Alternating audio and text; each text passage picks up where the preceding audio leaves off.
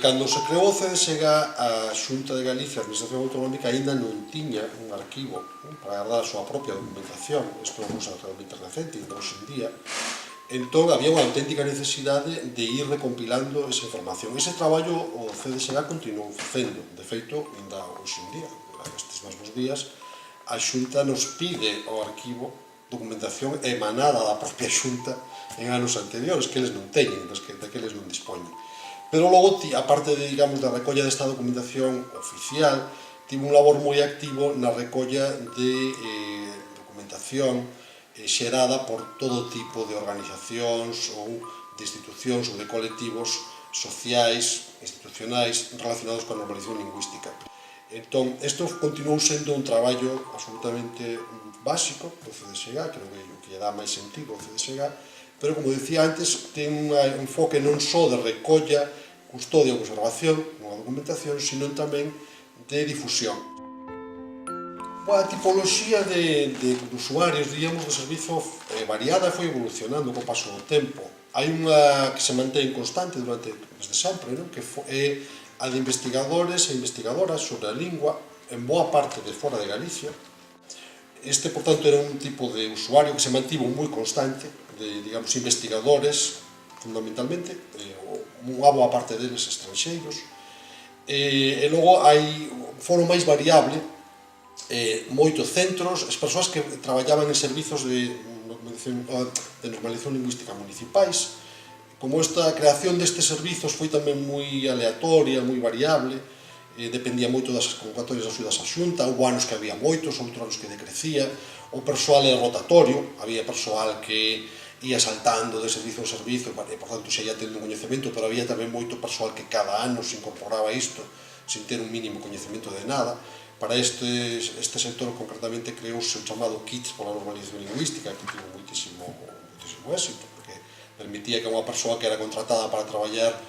por 6 meses nun servizo de normalización lingüística e que non tiña unha experiencia previa, pois tivese a man xa, diríamos, os elementos fundamentais de traballo. Houve tamén variable unha demanda de estudantes, de equipos de normalización lingüística de centros de ensino, que moitas veces o que pedían precisamente era campañas ou iniciativas normalizadoras que se fixeran en outros centros para recoller ideas, para aprender un pouco tamén como se xestionaban este tipo de actividades nos centros de ensino.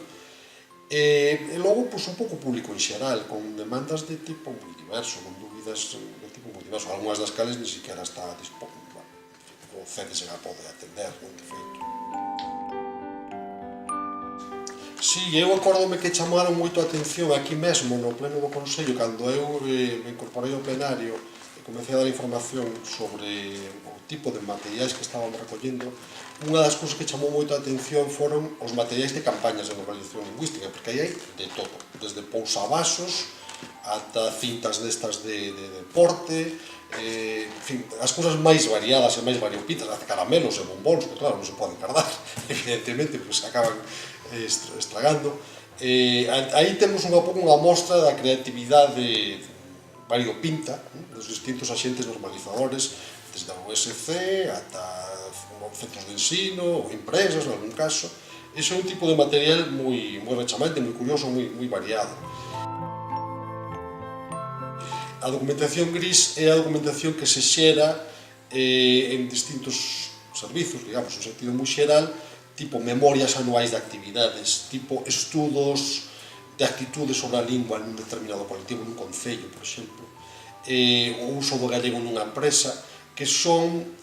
documentos que non están destinados a publicidade, non están destinados a darlle publicación, a que se sean publicados, os chamamos documentación gris, e que precisamente porque non están destinados a ser publicados, pois permanecen descoñecidos, pero logo poden ser de moitísima utilidade, tanto para investigadores como para persoas que comezan a traballar nun servizo desas características e que, lendo esas memorias, eses informes e tal, adiantan moito no seu traballo, non teñen que partir de cero, por decirlo de unha maneira. Entón, ese fondo gris é un fondo, diríamos, moi especializado, con un interese moito máis especializado que os outros fondos que acabamos de comentar, as campañas ou dos días estas galegas e tal, que é un fondo, diríamos, máis popular, para entendernos, máis máis atractivo así para o gran público. En cambio, é un fondo que ten moita utilidade para as persoas que ou ben están investigando ou ben están traballando neste sector.